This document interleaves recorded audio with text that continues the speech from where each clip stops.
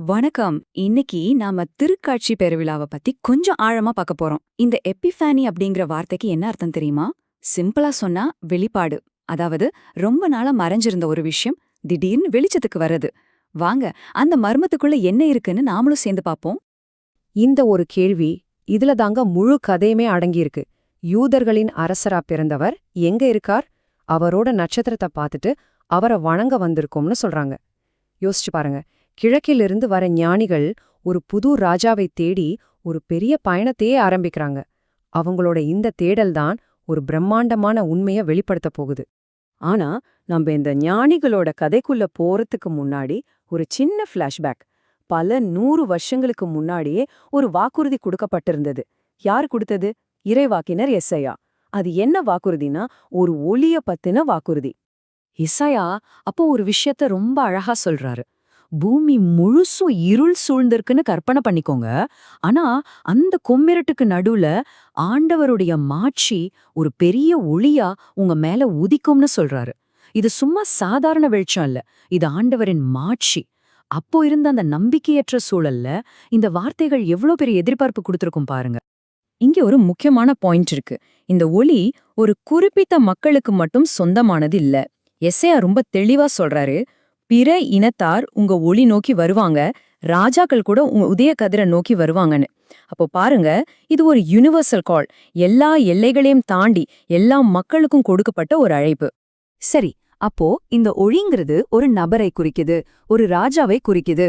திருப்பாடல் 72ல வரப்போற அந்த ராஜா எப்படிப்பட்டவராயிருப்பாருன்னு இன்னும் டீட்டெயிலா சொல்லப்பட்டிருக்கு. அவர் எப்படிப்பட்டவராயிருப்பாரு? என்னென்ன குணங்கள் அவருக்கு இருக்கும்? முதல்ல அவர் வெறும் பவர் மட்டும் இருக்கிற ராஜாவா இருக்க மாட்டார். அவர் ரொம்ப நீதியா ஆட்சி செய்வாராம். கஷ்டப்படுறவங்களையும் ஒடுக்கப்பட்டவங்களையும் பாதுகாப்பாராம். அமைதியை கொண்டு வருவாராம்.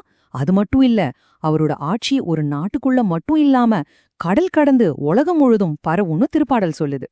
மறுபடியும் பாருங்க, அந்த உலகளாவிய அம்சம் இங்கேயும் வருது.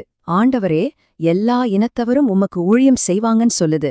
அதாவது அவரோட ஆட்சிக்கு கீழே எல்லா மக்களும் ஒன்னு சேருவாங்க. இது ஏதோ அரசியல் ஆட்சி மாதிரி இல்ல, மக்களை பிரிக்கிற எல்லா சுவர்களையும் உடைக்கிற ஒரு ஆன்மீக ஒன்றிணைப்பு. ஓகே, இப்போ பல 100 வருஷமா சொல்லப்பட்டு வந்த இந்த தீர்க்க தரிசனங்கள் எல்லாம் ஒரு நிஜமான சரித்திர நிகழ்வா உருவெடுக்க போகுது. எங்க? மத்தேயு நற்செய்தியில ஞானிகளோட அந்த புகழ்பெற்ற பயணம் இப்போ ஆரம்பமாகுது. அவங்களோட பயணத்தை 4 ஸ்டெப்பா பிரிச்சுக்கலாம். முதல்ல கிழக்குல ஒரு நட்சத்திரத்தை பாக்குறாங்க. ரெண்டாவது அது அவங்கள எருசலேமுக்கு கூட்டிட்டு போகுது. அங்க போய் ஏரோது ராஜா கிட்ட விசாரிக்கிறாங்க. மூணாவது அந்த நட்சத்திரம் மறுபடியும் அவங்களுக்கு வழிகாட்டி பெத்லெஹேமுக்கு கூட்டிட்டு போகுது. நாலாவது ஃபைனலா அந்த குழந்தைய கண்டுபிடிச்சிடுறாங்க. பாத்தீங்களா, தீர்க்க தரிசனத்துல சொன்ன மாதிரியே பிற இனத்தார் அந்த ஒளிய தேடி வந்துட்டாங்க. ஆனா இங்க ஒரு ட்விஸ்ட். ஒரு புது ராஜா பொறந்திருக்காருன்னு கேட்டதும் ஏரோது ராஜாவுக்கு கலக்கம் வந்துடுச்சு. அவனுக்கு மட்டும் இல்ல, எருசலேம்ல இருந்த எல்லாருக்குமே ஒரு விதமான பயம். இங்க பாருங்க, ஒரு பக்கம் ஞானிகளோட அசைக்க முடியாத நம்பிக்கை, இன்னொரு பக்கம் ஏரோதோட பயம். ஒரு புது ஒளி வரும்போது பழைய அதிகார மையங்கள் எப்போதுமே இப்படிதான் ஆட்டம் காணும் இல்லையா? ஞானிகளோட அந்த நீண்ட பயணம் இப்போ கிளைமேக்ஸை எட்டுது. பல வருஷமா சொல்லப்பட்ட தீர்க்க தரிசனமும் இவங்களோட தேடலும் ரெண்டும் இப்போ ஒன்னு சேர போற இடம் இதுதான்.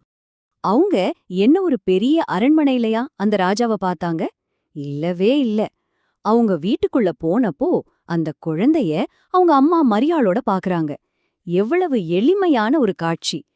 கடவுளோட மகிமை எவ்வளவு தாழ்மையான, நாம எதிர்பார்க்காத வழிகள்ல வெளிப்படும்னு இது ரொம்ப அழகா நமக்கு காட்டுது. அந்த குழந்தைய பார்த்ததும் அவங்களோட ரியாக்ஷன் என்ன தெரியுமா? அவங்க அப்படியே மற்றற்ற மகிழ்ச்சியில சாஷ்டாங்கமா விழுந்து அந்த குழந்தைய வணங்குனாங்க. அவங்க சும்மா வேடிக்கை பார்க்க வரல, அந்த நிகழ்வுல அவங்களும் ஒரு அங்கமா மாறினாங்க. அவங்க கொடுத்த அன்பளிப்புகள் பாருங்க, தங்கம், சாம்பிராணி, வெள்ளைப்போளம். இது ஒவ்வொன்னுக்கும் ஒரு அர்த்தம் இருக்கு. தங்கம் அவரை ராஜான்னு சொல்லுது, சாம்பிராணி அவர் ஒரு தெய்வம்னு சொல்லுது, வெள்ளைப்போளம் அவர் நமக்காக துன்பப்பட போற மீட்பர்னு சொல்லுது. சரி, இவ்ளோ தூரம் பார்த்துட்டோம். இந்த மொத்த நிகழ்வோட ஆழமான அர்த்தம் என்ன? இது வெறும் ஒரு வரலாற்று சம்பவம் மட்டும்தானா? இல்ல இதுக்கும் மேல இது என்ன பெரிய உண்மையை நமக்கு சொல்ல வருது?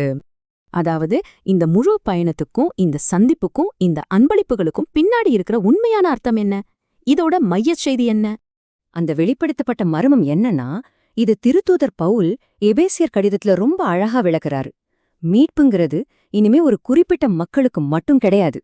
நற்செய்தி மூலமா பிற இனத்தாரும் கடவுளோட வாக்குறுதியில சம பங்குதாரர்களாகிட்டாங்க. இதுக்கு முதல் உதாரணமே இந்த ஞானிகளோட பயணம்தான். இது உண்மையிலே ஒரு புரட்சிகரமான விஷயம். பல 100 வருஷமா ஒரு ரகசியம் மாதிரி இருந்த ஒரு உண்மை இப்போ இயேசு மூலமா எல்லாருக்கும் தெரிய வந்திருக்கு. அது என்ன உண்மைன்னா, கடவுளோட குடும்பம் நாம நினைக்கிறத விட ரொம்ப ரொம்ப பெருசு. அதுல எல்லாருக்கும் இடம் இருக்கு. கடைசியா ஒரு கேள்வி. அன்னைக்கு அந்த ஞானிகளுக்கு வழிகாட்டின அதே நட்சத்திரம், அதே ஒளி இன்னைக்கும் நம்மையும் கூப்பிடுது. நம்ம வாழ்க்கையில இருக்கிற இருட்டுக்கு நடுவுல அந்த ஒளியை நாம தேட தயாரா இருக்குமா? அந்த ஒளி நாமல எந்த எதிர்பாராத இடங்களுக்கு கூட்டிட்டு போக காத்துக்கிட்டு இருக்கு? இந்த கேள்வியோட தான் இந்த திருக்காட்சி விழா நம்ம சிந்திக்க வைக்குது.